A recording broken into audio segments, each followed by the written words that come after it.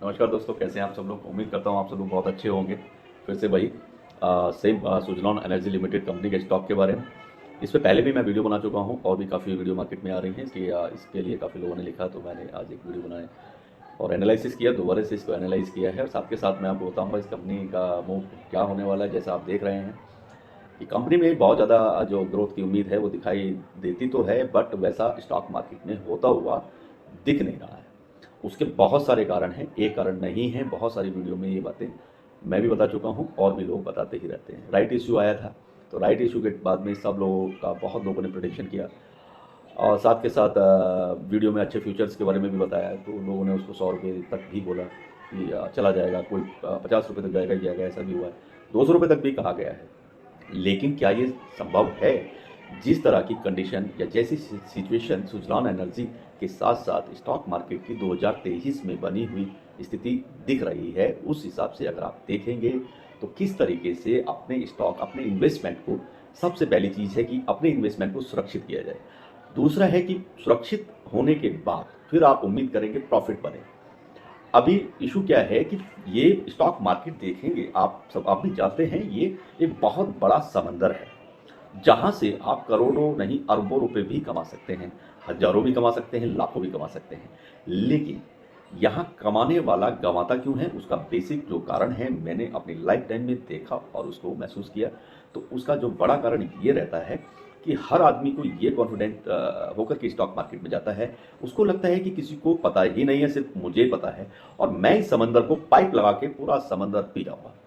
लेकिन होता क्या है कि वो समंदर उसके पी जाता है। तो यही स्टॉक मार्केट और जो इन्वेस्टर है उसके आपको ऐसा ही देखने को मिलता रहता है। मेरा मानना ये है कि ये समंदर तो है और बहुत बड़ा पैसे का समंदर है, जितना चाहें आप इसमें से पैसा कमा सकते हैं। लेकिन अगर आप इसमें से डेली या हर दूसरे दिन लोटा भर के, गिलास भर के निकालेंगे तो ये आपको बहुत अच्छा प्रॉफिट देता रहेगा। अगर आप इसको पीने की उम्मीद समझते हैं या पीने के चक्कर में रहेंगे तो आप गंवाते रहेंगे।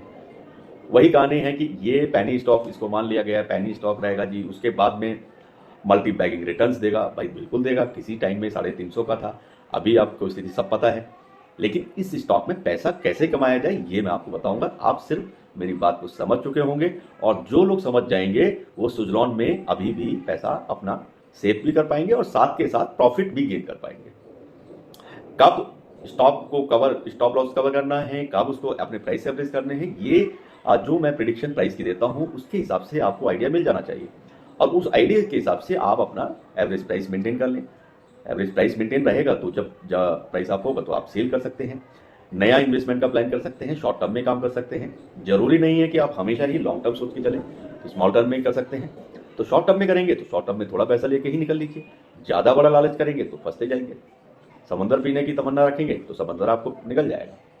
लोटा भर के निकालेंगे तो रोज एक लोटा भर के माल निकलता रहेगा, आपको भी आनंद आएगा। लेकिन लोगों को ज़्यादा चाहिए, वो चाहते हैं कि छोटा से अमाउंट के एक स्टॉक से और एकदम से कोई चमत्कारिक बड़ा अमाउंट बन जाए।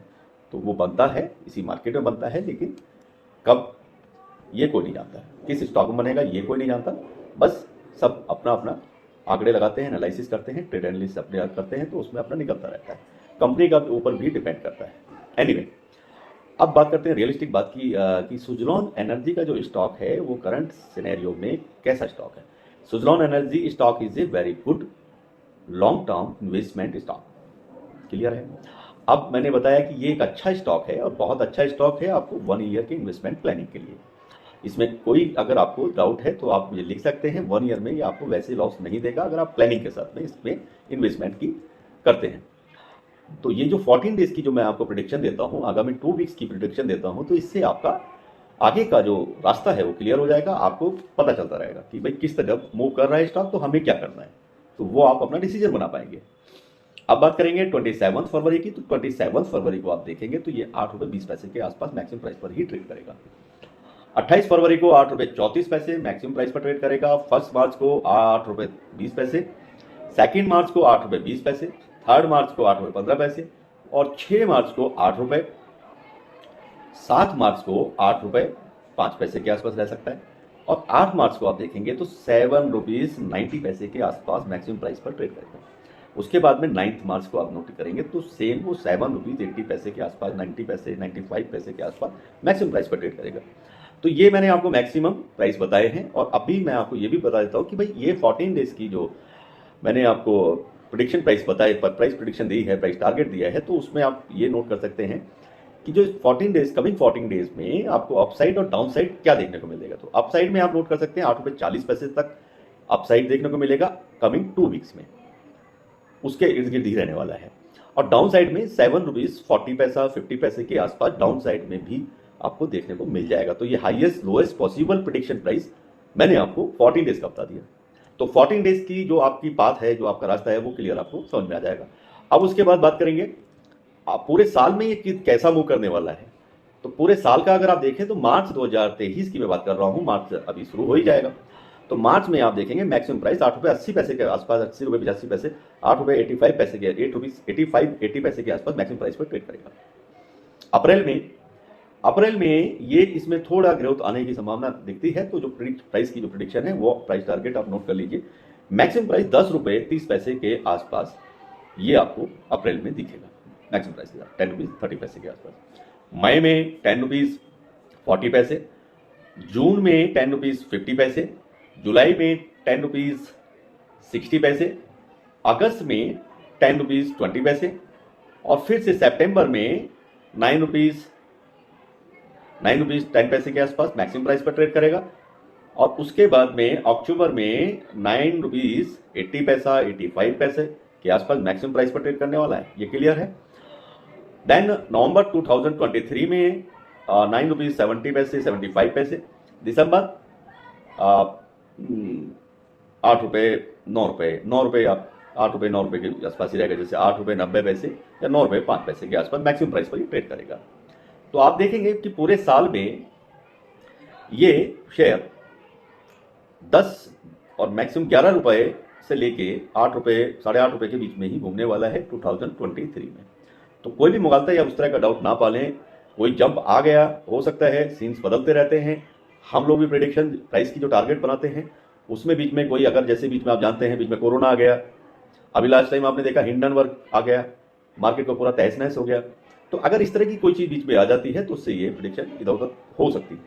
मार्केट को जो भूचाल कोई आ गया तो ये हो सकती है, अदरवाइज सिंपली मार्केट चलता रहेगा तो ये सेम प्रेडिक्शन ही आपको देखने को मिलेगी।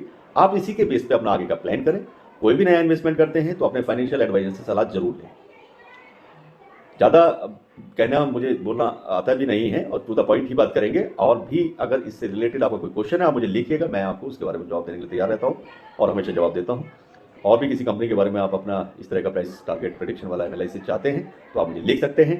चैनल को सब्सक्राइब करना ना भूलें और बेल आइकन के बटन को भी प्रेस करें, जिससे आपकी बताई हुई वीडियो आपको समय पर मिलती रहे। इसी के साथ वीडियो यहीं समाप्त करते हैं। नमस्कार, खुदा हाफिज़, bye bye, all the best, good luck.